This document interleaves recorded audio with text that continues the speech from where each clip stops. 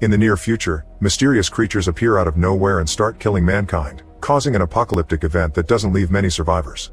There are many theories about what happened, like a bug carrying an infection, a purple haze, and a punishment for humanity, but they're all rumors and nobody has the real story. In town, Paul is looking for supplies when suddenly the sirens start wailing. He immediately runs out and makes his way through the streets, hiding when necessary and moving away from any screams and bombs. As the city gets covered in black smoke, Paul makes it to an abandoned house in the outskirts where he reunites with his babies, who he must take care of alone. 15 years later, Paul's boys have grown into healthy teenagers. They live in the same house and go out during the day to search for supplies, but they stay hidden at night. As soon as the sun starts to set, Joseph covers the windows and tells their dog Rocco to get in the house. Paul waits outside until he sees Thomas come back and scolds him for being late. Thomas explains that he likes helping their neighbors, the Rose family, who have a farm. Then the three of them make sure to lock every door and window before having dinner. Paul scolds Thomas once more, saying that if he ever is late again he won't be allowed to leave the boundaries anymore. Joseph mocks his brother for it and an argument soon escalates into a physical fight, but Paul quickly stops them and reminds them that they're men, not animals. After dinner, Paul watches his sons play chess but gets distracted when Rocco begins scratching and growling at the floor. Seeing it as an omen, Paul and Thomas go downstairs and are startled by the sudden banging on the door. It seems the creatures are trying to get in, so they immediately hold the door to stop them from forcing it open. There's lots of shaking and pounding for several seconds until the creatures give up and leave. Then Thomas calls Joseph out for not helping, but Joseph reveals he's been listening to learn more. There were 3 attempts, the first one was 10 seconds, the second was 20, and the last one just 1. Joseph believes that the first was a test and the second was the actual attempt to break through, while the third one was just a frustrated hit. The next day, they check the door and see all the claw marks on the wood. The door has lost strength, so Paul and his boys go out to look for wood to reinforce it. They bring all their findings back to the house, and while Thomas chops the wood, Paul checks on Joseph, who is building something in the barn. After some prodding from Paul, Joseph admits he's been trying to build a vehicle because he's tired of feeling confined and scared. However, he can't make it work. Paul is impressed and takes a look, quickly making a couple of changes that finally makes the car run. Excited, Paul takes the teens on a ride to teach them how to drive. They go home after an hour of wandering and Paul announces the windows still need reinforcement, so he sends the boys to the river to salvage. Thomas gets mad because he had been promised he could go to the farm today, but Paul says this is more important. The brothers leave in the car and Thomas starts blaming Joseph for this, saying Paul sent Thomas just to protect his brother. Joseph doesn't think he needs protection, so Thomas gets out of the car when they pass by the farm and asks Joseph to pick him up on the way back. In the house, Paul finishes reinforcing the door and takes a break to smoke alone by the waterfall. As he looks around, he sees a black creepy hole in the rocks. Meanwhile, Joseph goes to the river and ties himself to the car before descending into an old abandoned ship to look for supplies. Inside a locker he finds a pinup from a dirty magazine, which leaves him speechless for a second. Then he looks further inside and is suddenly startled when a bunch of bugs come out from a trash pile. They fly around him and try to reach his skin, so he has to get out of there fast. At the farm, Thomas helps the family with the chores, but it's soon revealed that his main reason to go there is the owner's daughter Charlotte. It's clear that the teens have a crush on each other and they go for a walk together on the field. Charlotte shows Thomas a rope tied to a tree, explaining that when she was little, she was only allowed to play outside if she was touching the tree, so she would tie herself to have more room to run while technically still attached to the tree. They also play a game in which they share crazy theories about what caused the apocalypse. When it's time for Thomas to go, Charlotte gives him a tight hug. The sun is starting to set, so both boys need to hurry up. Paul returns home and gets worried when he finds Rocco but neither of his sons. Joseph gets back in the car and at first it wouldn't start, but after a few tries he finally gets it moving. Thomas is running as fast as he can and slips, so he ends up falling in a crevice in the ground. When Joseph comes by to pick up his brother, he doesn't see him around and just keeps going.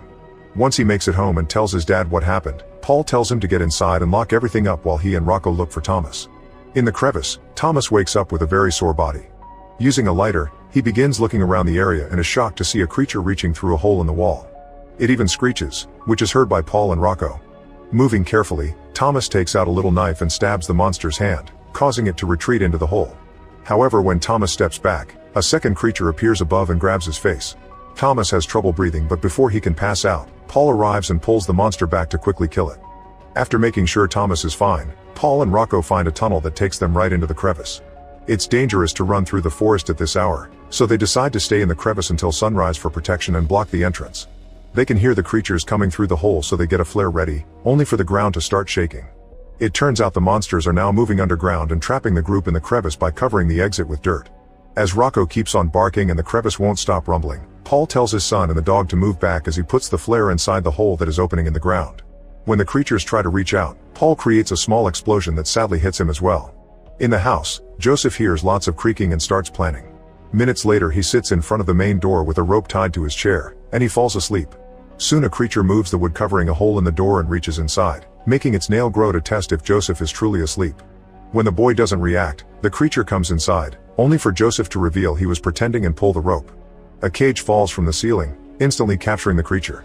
Proud of himself, Joseph covers the cage with a blanket and goes to sleep. The next morning, he's worried because the others haven't come back yet, so he goes out in the car to search. Meanwhile, Thomas has dug through the fallen dirt to open the entrance again and is dragging his heavily wounded dad out. Rocco comes out as well and follows the noise of the car to find Joseph and guide him back to his family. The brothers immediately work together to carry Paul to the car and then to his bed at the house. While they discuss how to proceed, Thomas finally notices the cage and looks under the blanket, which causes the creature to go crazy. Joseph immediately puts the blanket back, explaining that light hurts the monsters. Then they bandage Paul's wounds while Joseph explains that last night the creature took 8 seconds to come in, the shortest time yet. He's also sure there was a second creature that went away. Their behavior is changing too quickly and Joseph concludes something isn't right. Thomas points out that the creatures are smart. Last night they killed a bunch in the cave and maybe they came here for revenge, because Charlotte said they rarely go to the farm. Joseph doesn't think they killed the creatures, he thinks only Paul did it. To prove himself, Thomas tries to kill the creature in the cage. Joseph tries to stop him because he wants to study it, and in the struggle the monster comes out, quickly hiding under the bed. When it finally peeks out, Rocco starts barking at it, so the monster transforms to attack. Joseph rushes to hold it down and Thomas then cuts its head off with an axe. Still wanting to learn more, Joseph takes the body to the barn and starts opening it up while Rocco and a bunch of bugs watch. No matter how much he cuts though, he gains no further understanding of what it may be. Then Thomas tells him that they should take Paul to Charlotte's farm because they have a better house and actual medicine. Joseph doesn't think the roses will help him, but Thomas forces him to come along.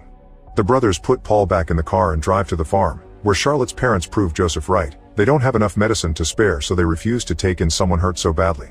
Charlotte protests, but she's ignored. However, her parents do agree to let Thomas stay, which would leave Paul and Joseph with more resources at their house. Joseph immediately walks away, and when Thomas follows him, an argument ensues in which Joseph blames Thomas for their dad's incoming death.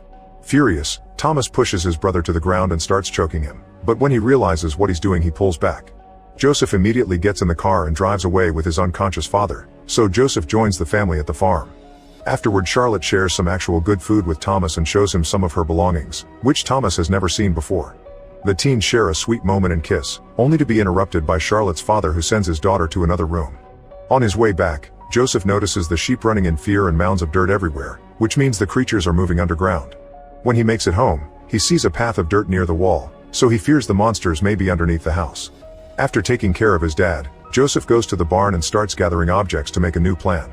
He also starts blocking all the windows, and as he moves around the house, he falls in when he steps on a carpet.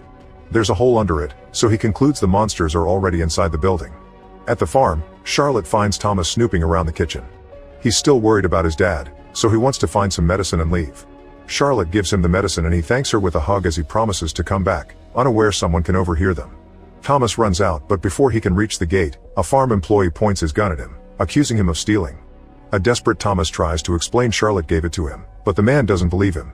All the employees team up and take Thomas to the barn, where they tie him up and play some music to cover up what they're about to do to him. They grab Thomas' legs and a man gets ready to shoot them, but at that moment a hole appears under him and he falls, failing the shot. The other men run to check on him. At the same time, a creature jumps out of the hole. In the main house, Charlotte's parents wake up when they hear a noise.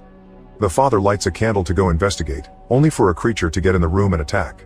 The candle falls and immediately starts a fire while the monster jumps from the father to the mother, trying to kill them both. The father pulls it back and the mother runs out of the room to find her daughter, but the creature jumps on her before she can go too far. The monster shakes to transform again and starts puking all over the woman before striking. In her bedroom, Charlotte hears how both her parents are murdered. Once the noises stop, she comes out and is horrified to discover a trail of blood, which she follows until she finds the creature in the bathroom with her mother's body in its back. At the barn, the men are trying to fight off the creatures to no avail. One by one they start to get killed, and those who manage to get out are chased too as more creatures keep arriving. The barn soon catches on fire and Thomas manages to knock over the furniture he's tied to, breaking the wood to free his hands. At that moment a creature finds him, but before it can attack, it gets shot down by Charlotte. Afterward the teens run out and Thomas sees the house on fire. Charlotte explains her parents are gone, so they agree to go to Thomas' place. Back to Joseph, he throws a bunch of furniture into the hole, hoping to buy some time. Then he checks on his unconscious dad and kisses his forehead before getting ready to fight. The hole in the door suddenly opens, however it's just Thomas and Charlotte. Joseph admits he needs Thomas' help, but their conversation is interrupted by Paul finally waking up. He quickly takes the medicine and tells his sons to keep on fighting. Joseph shares his plan with the others and they gather all the gas cans they can find in the barn while Rocco keeps on barking to alert them of incoming danger. The group also moves an old freezer into the house. Next, Thomas and Charlotte begin reinforcing every remaining window while Joseph makes a pile of furniture and pours all the gas on it. On top, he also adds every explosive object he could find and one of his dad's cigarettes, which is slowly burning down. Suddenly the pile covering the hole starts shaking. At the same time a creature comes down the chimney in the room with Paul. From the hole another monster comes out and when it crosses a door, Thomas stabs it from behind. The creature immediately attacks back, but Thomas retrieves his knife and stabs it in the head, actually killing it now. A third one goes after Charlotte and she quickly shoots it down. Then the duo runs to rejoin Joseph and they begin moving the freezer again only for the door to open behind them, revealing Paul is up and covered in blood because he killed the chimney monster. Paul takes Charlotte's gun and starts shooting at the floor to hit the creatures downstairs. However, the horde is huge and soon it appears in the corridor, running towards him. Paul kicks the first one to cause some shaking, and the weight makes most creatures fall through the floor. A few monsters still manage to stay, but the teens run to kill them before they can hurt Paul, who is impressed by the trio's teamwork. Afterward the three teens and Rocco run to the freezer.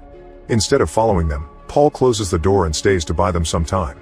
The group hides inside the freezer while Paul remembers the day he held his babies tightly, telling them it would be okay. A new horde of creatures bursts in and Paul distracts them until the pile of furniture finally explodes, causing the whole house to crumble and catch on fire. The freezer starts rolling and keeps going for several minutes. When it finally stops, the teens come out and desperately search the debris for Paul, only for a creature to suddenly jump out. The group runs to the car and drives away as the monster chases them covered in fire. Charlotte's bullets don't do anything, so when the monster is close enough, she hits it with her gun and makes it fall apart. A few miles later, the group stops the car and looks at the stars, which they never saw before because they were always inside at night. The next morning the group returns to the house and decides they don't want to rebuild the same place. After gathering any supplies they could find, they bury all their loved ones and say a final goodbye. Afterward the three teens and Rocco leave in the car, hoping to find a new home in the farms down the valley. Make sure to subscribe and turn on notifications so you can watch more videos like this. Thanks for watching.